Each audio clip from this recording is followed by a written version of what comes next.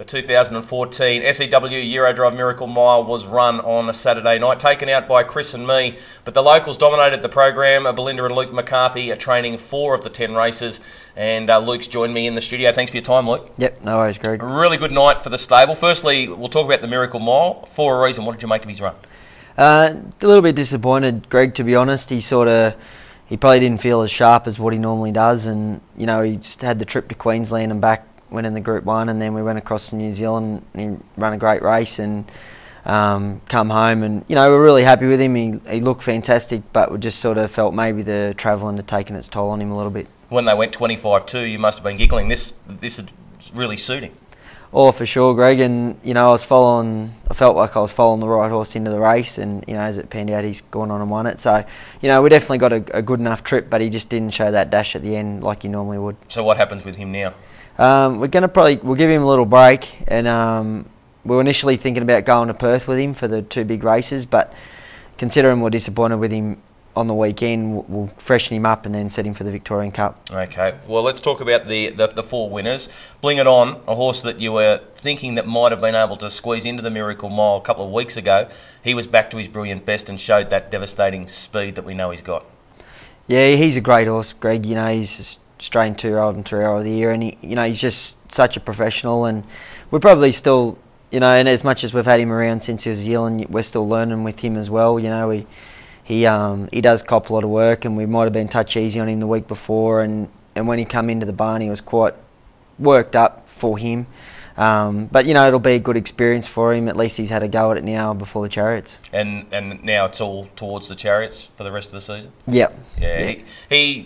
The way, if he gets a draw in the race, even now, without knowing your opposition, you're going to be a major contender.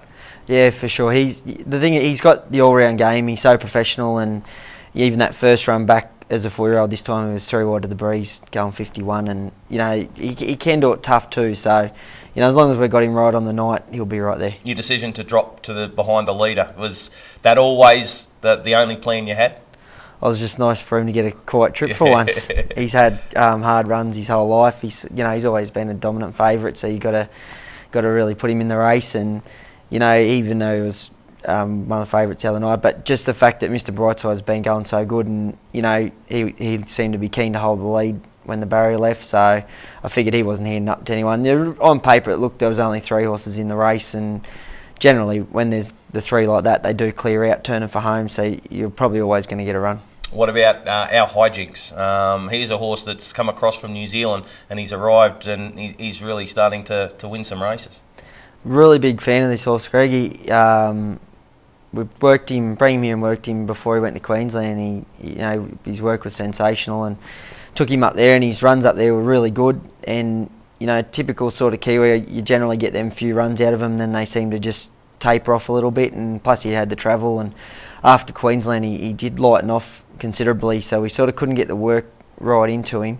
And he got beaten by a nice horse too in the heats, but he bounced back to his best for the final. Yeah, during that race there was the fall, and during the run the fallen horse was becoming quite close to the field, and you actually grabbed the fallen horse while the race was still going. Now, I've spoken with the clerks of the course, and they tell me that is the best piece of horsemanship they've ever seen. Is that just a split thing that goes through your mind? You make the decision to do it? Yeah, Greg, it's nothing special really, just more that it had come up right by the inside of us, and it was just going past the gate, and the horses are generally, where they go off the track, so I figured if this horse turns right, it's going to wipe out 3/4 of the field, and plus it was its foot did hit my wheel a couple of times, so I more or less put my hand there to just hold it at bay, and the clerk was getting closer, and it was probably unlucky that it was on the corner, otherwise the clerk of the course would have caught it a lot quicker. Yep. But yeah, at least everyone went on safely, and the race didn't get disturbed, and luckily we were good enough to go on and win it. What about the Group 1 win for the night? Flying Isa, back in super form. He's a lovely horse, Greg, and he always has been. He won a Breeders' Crown as a juvenile, and he'd come off a spell, and we give him a trial, and his first up run behind Keystone Dell was really good, but he was still quite big condition, and then the run last week just tightened him right up, and then it was just cherry ripe for the final. Does he went to the heats of the Great Southern Star, the eliminations earlier this year? Is that the target? Yeah, we decided to miss these 2 races in the next fortnight in Melbourne because it would have been 6 runs in 6 weeks, plus the travel. I think it would have been too much for him. So we'll just give him a freshen up now and set him for the Grand Prix Victorian Cup time. So you think you've got him back to where you want him?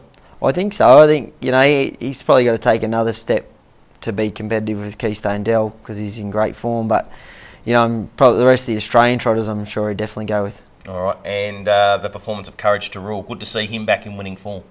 Yeah, one of my favourite horses. He, you know, go back 14 months, he beat Bowtide and he looked like he was going to go right through the grades and he broke down.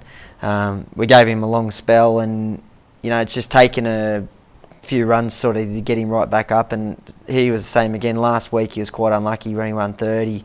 He couldn't get out, he got held up when Shipwreck stopped, and on Saturday night his work leading through the week, his work had been fantastic and I was able to sort of drive him confident and he went good. So will he go back towards the bigger races, or you just want to give him a few more runs still, or what's the plan? Oh, he'd probably need to go with them real good ones. He'd need a few more runs, but we might be able to aim him at a Golden Cup or something like that, where you're not going to run into, you know, Bowtide and them sort of horses. Big night for the stable, and you know, obviously it's more than just Belinda and yourself. There's the whole team back at home, and is it something that you sit down at the start of every year, you and Belinda, and say, well, we want to be dominant forces on these big nights?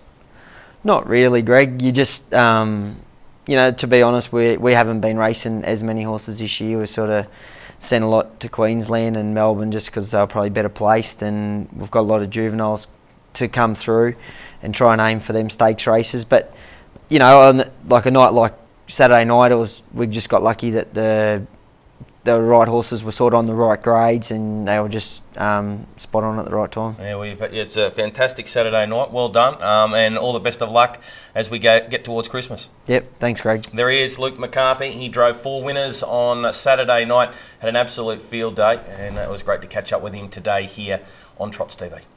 This program was brought to you by Harness Racing New South Wales and the New South Wales Harness Racing Club. This has been a Harbour Television production.